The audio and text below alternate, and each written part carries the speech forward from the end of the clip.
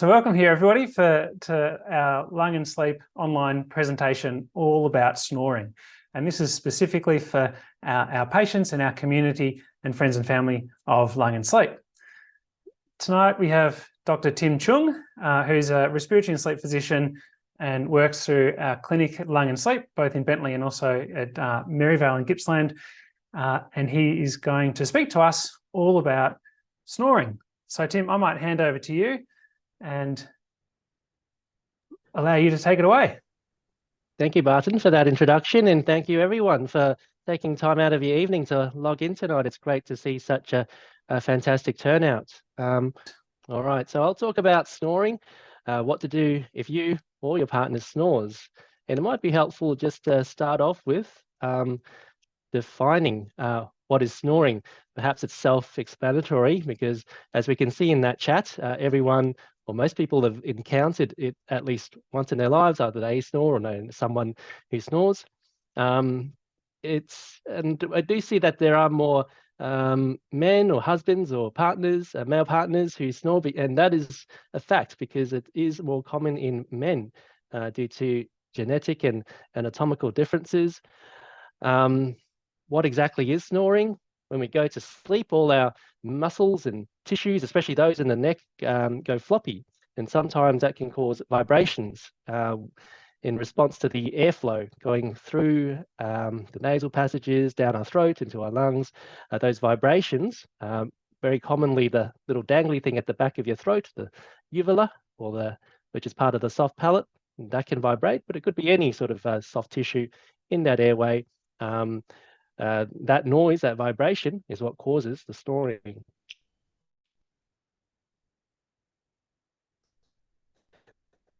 So it used to be more common that people would come in saying that their partners have mentioned that they snore, they're worried about it, they may get the but more people are coming in with results from their smart devices or apps telling me that they snore. Their app says that they have epic snoring,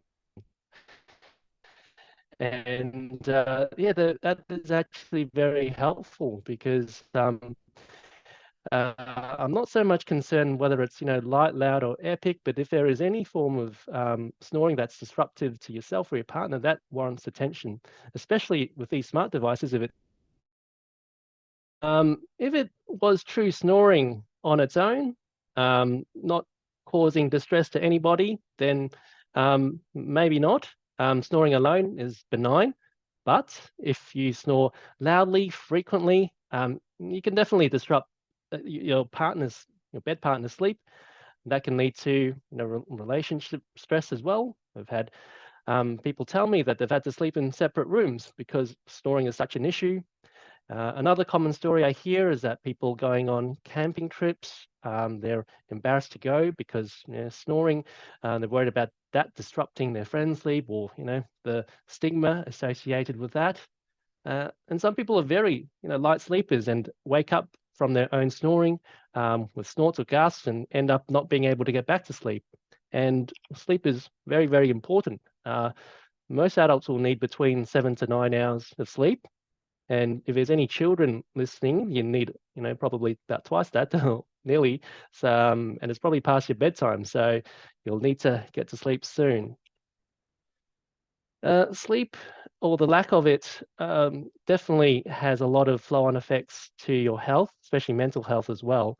It's associated with poor mood, stress, anxiety.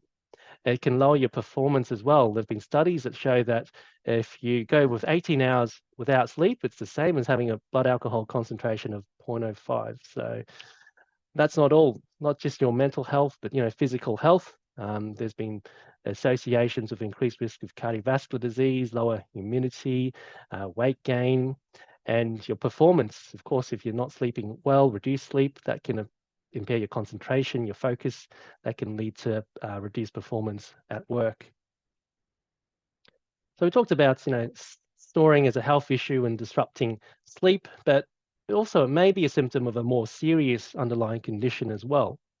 And one is it could indicate that it's a narrowing of your upper airway. For example, due to nasal congestion, you may have polyps in the nose. You may have very large, ping pong ball sized tonsils, like in the picture here, which could be an issue for numerous reasons, from swallowing to infections. A large goiter or a mass in the neck could obstruct or press onto the airway. That could be a thyroid issue, and also anatomical abnormalities that's gone undetected. That can sometimes be a cause of snoring and not revealed until that gets looked at. But perhaps what the condition that we deal with most commonly as sleep specialists is obstructive sleep apnea.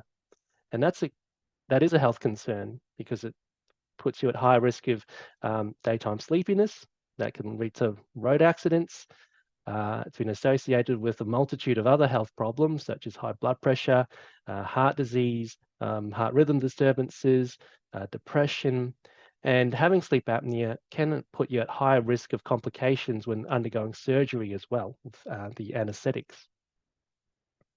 So what's going on when we talk about sleep apnea? So before I said, when we go to sleep, all our muscles go naturally relax and go floppy, especially in the neck. And here on the left, there's a MRI slice, which sort of paints out all the different pieces of the anatomy. And on the green is your airway that links sort of the nose, the mouth, the throat, down into the lungs. As you can see, it's not a very large space and can easily get compressed, so that if those tissues and muscles relax, sometimes that can close off, narrow to a significant degree, or sometimes completely obstruct or block off, which is what you can see on the graphic on the right side.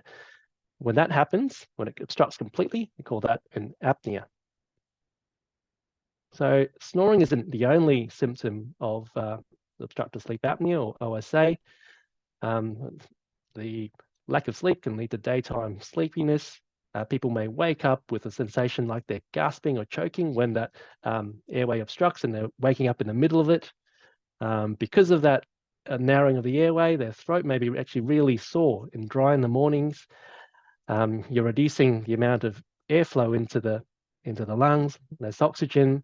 That can cause headaches and other daytime symptoms and health issues. High blood pressure, diabetes. It can really disrupt your sleep, and that leads to insomnia as well. Mentioned the risk of daytime sleepiness and link with road accidents. VicRoads actually have some legal obligations for drivers who have daytime sleepiness, not just sort of sleep apnea, but it's actually legal responsibility to get that investigated and to report it to them if you're diagnosed with sleep apnea.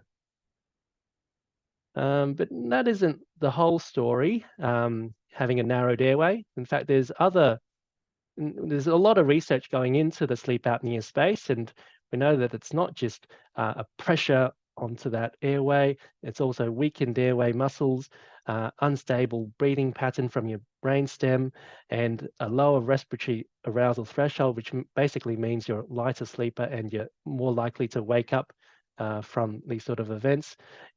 People who have sleep apnea will have one or more of these factors to varying degrees, and that all contributes.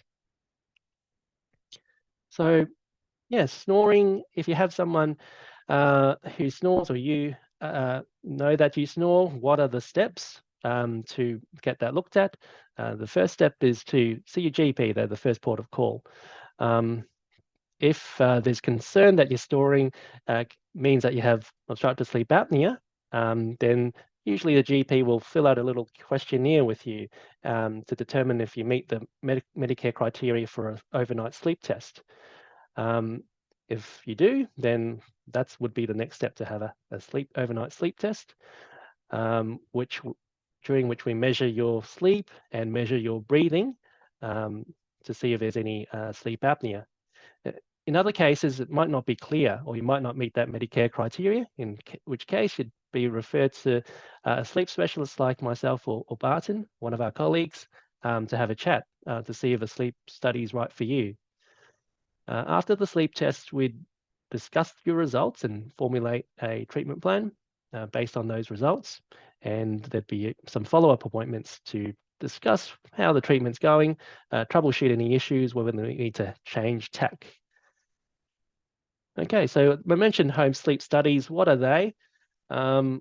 These days, there's a whole ton of different types of sleep studies. Traditionally, it meant you had to sleep overnight in a hospital, all wired up, like this gentleman in the graphic on the left. We record things like your brainwave activity. That shows how deep you're sleeping. Bands on your chest to measure your chest wall movement to see how well your respiratory system is functioning in terms of your respiratory muscle movements. Nasal prongs will measure that airflow, which is important to see if your airways open or closed or obstructing. So a good quality sleep test will have all of these recording channels, and the gold standard is done overnight in the hospital. But technology's come a long way, and we have equally good version of this that can be done at home. So the graphic that you see this gentleman is actually a home-based version of the sleep apnea test. There's still a lot of wires, but it's all connected to a portable device which you wear to sleep in your own home, in your own bed, and that has some benefits in that it sort of replicates your usual sleep environment. So if you're a poor sleeper in new environments like hotels, or then that might suit you better. And if there's a high likelihood that we're suspecting a sleep disorder, this will pick it up just as well as sleeping overnight in a hospital. But there are some other sleep tests which are still called home sleep tests, but they're not all equivalent. Some just measure a few of these channels, like, for example, the oxygen levels in the blood or your heart rate.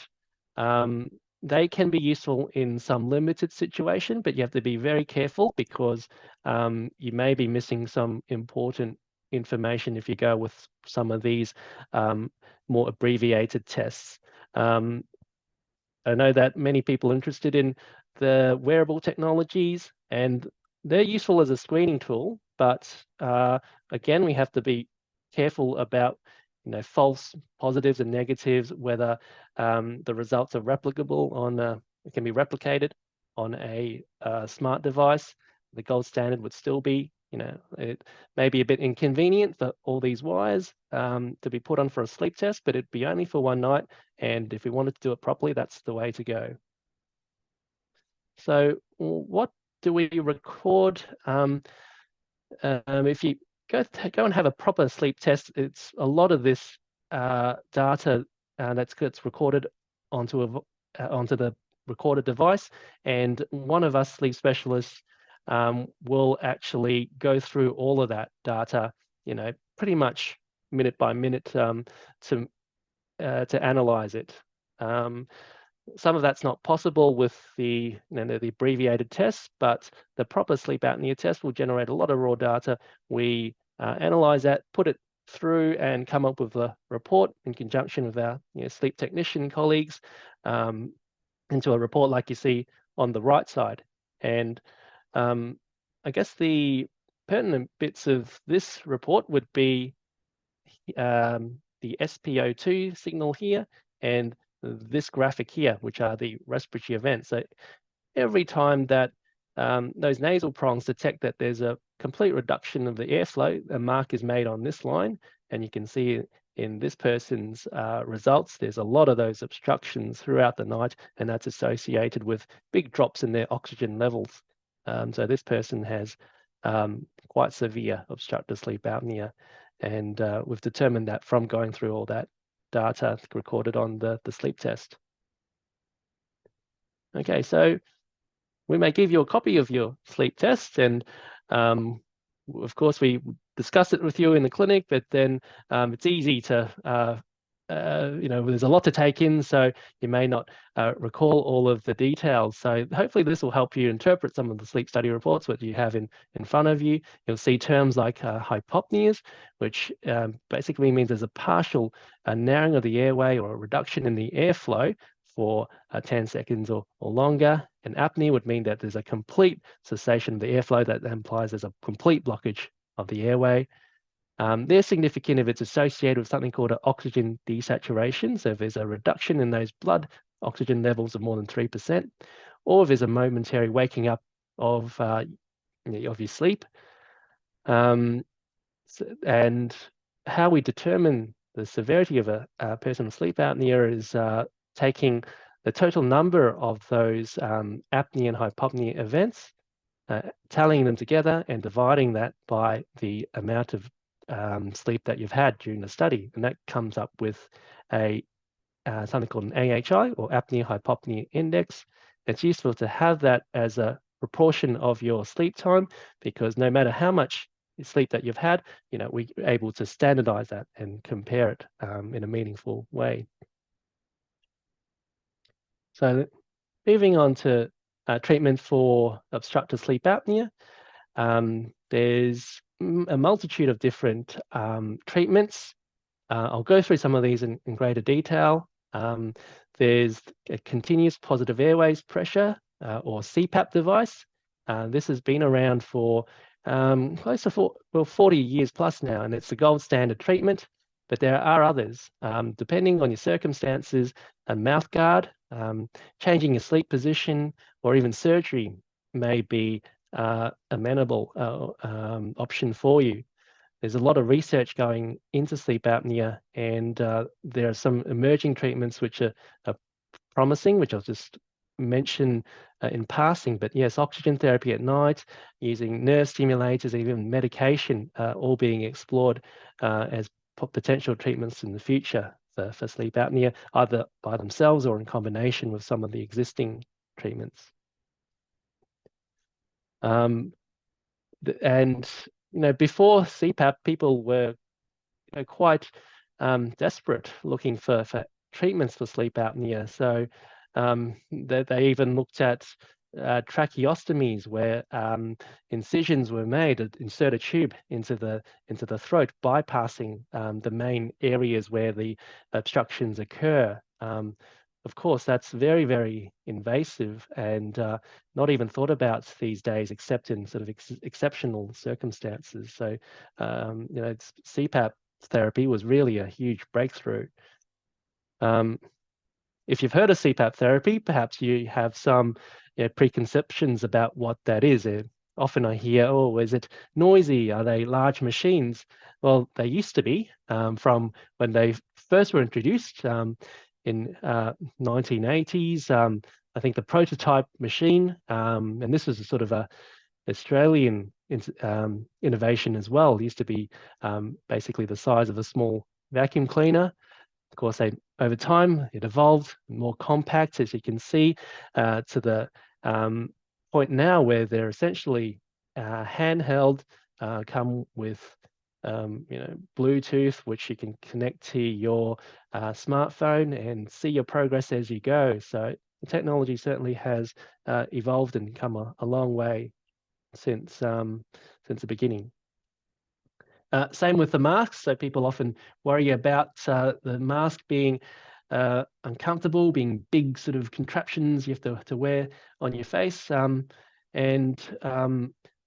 Yes, you do have to adjust to wearing something on your face each night, but there are many different options in terms of the mask interface, where they can be just nasal masks, which just fit under the nose, over the nose, or over nose and mouth. And there's it doesn't really matter which mask interface you use for treatment with a CPAP machine. It's just about what's most comfortable for you. So getting a mask fit right, spending some time on that is important at the beginning.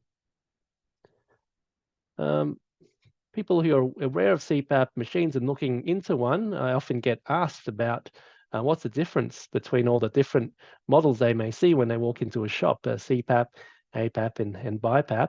They all look very similar as well, so that doesn't really help you differentiate them. The CPAP and APAP, I like to use the analogy of cars. So just as you have manual transmission and automatic transmission, the CPAP is your manual transmission. You can shift into whatever gear you like, but the car will only go at that gear. So if depending on the terrain, or in obstructive sleep apnea's case, depending on the level of vents, you will set in your car into a certain gear, and you'll drive in that gear.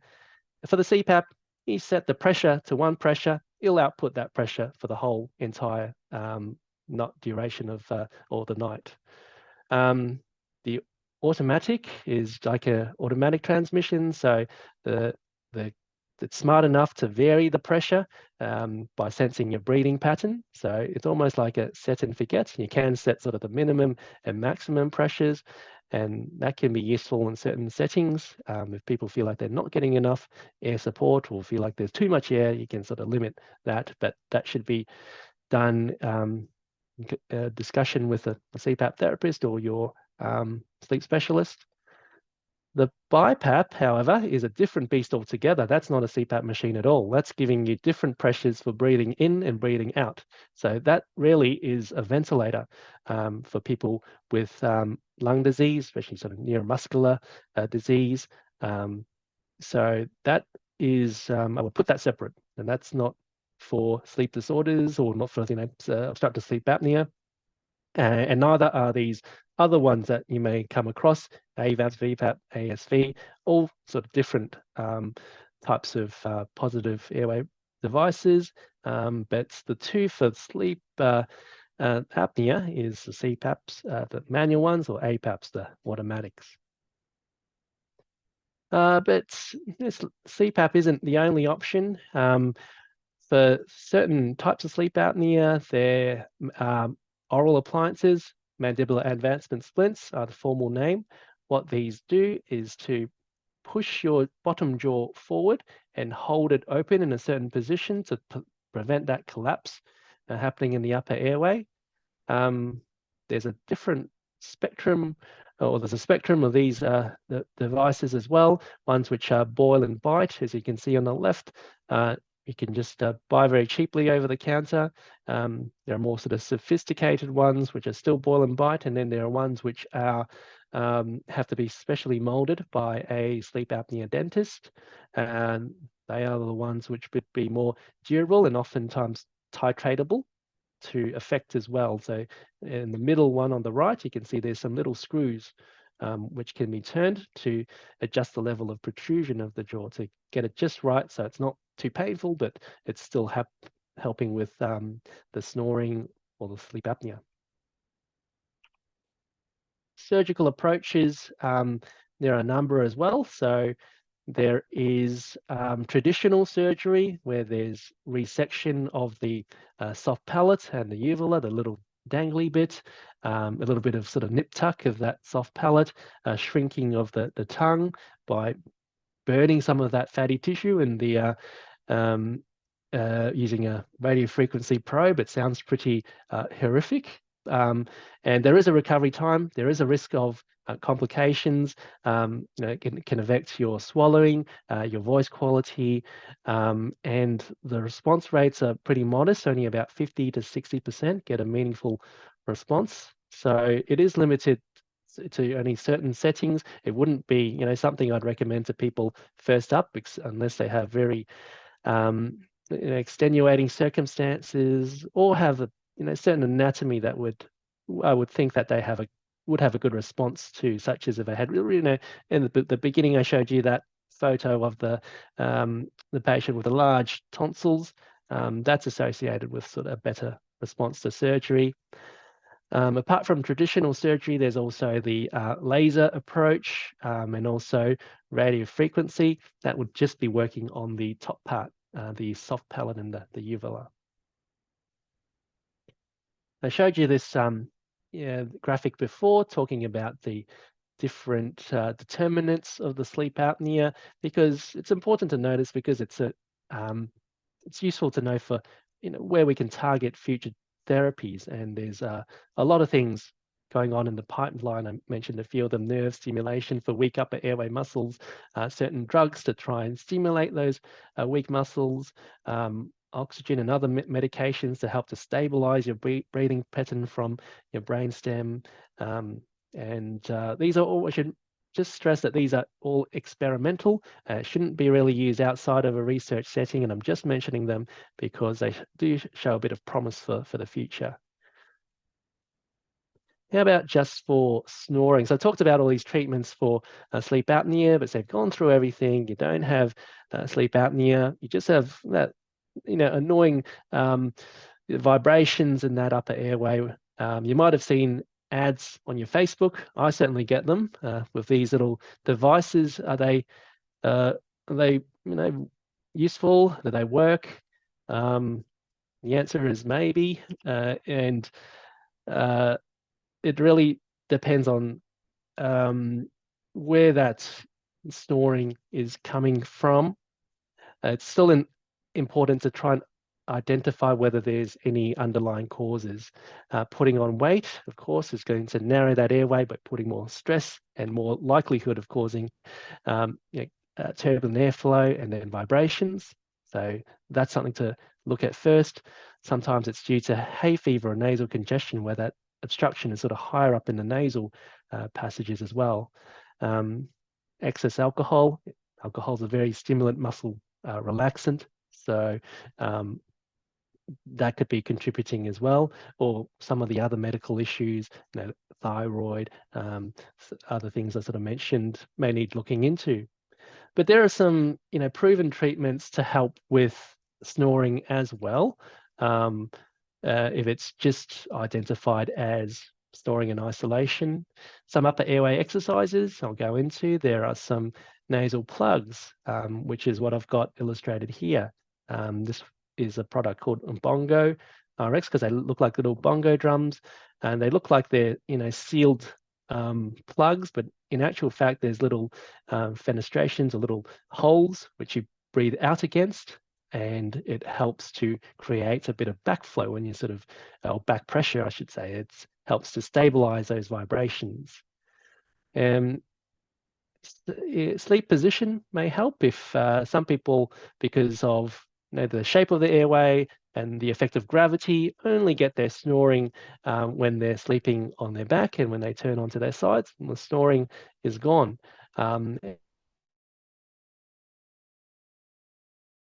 And a sleep we use to gauge a sleep position as well. So we can look at it. Sleep positioning is, or sleep position therapy is useful. And then some of the more invasive or more intrusive options we use for sleep apnea are also useful for snoring alone as well. So the mouth guards, the CPAP, even surgery can be options in really bad snoring where the more conservative treatments haven't worked. Okay. So I talked about upper airway exercises. What are they? So singing, or in one study, didgeridoo playing has actually been shown to be effective in helping strengthen your upper airway muscles.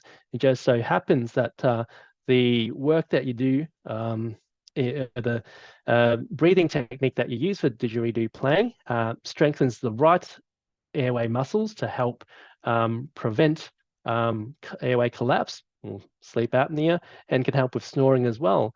It was a small study done a while ago, but it was randomized, and there was half or almost half randomized into playing a didgeridoo for at least 20 minutes, 5 days a week, with some instruction, of course, for a period of 4 months.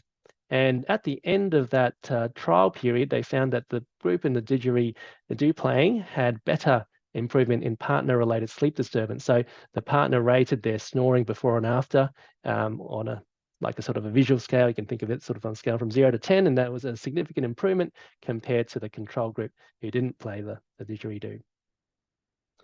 All right, so I'll just summarize everything that I've gone through tonight. What to do if your partner snores.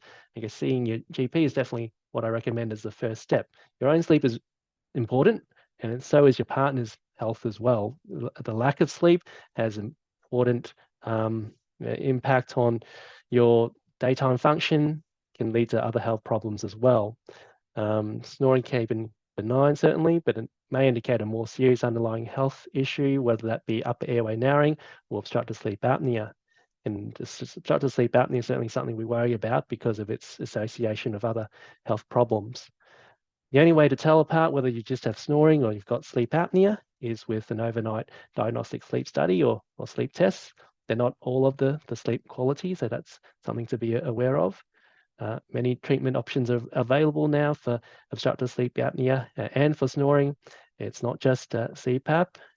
It's worth a chat to your doctor about, what's right treatment for you and going through this process to work out what to do.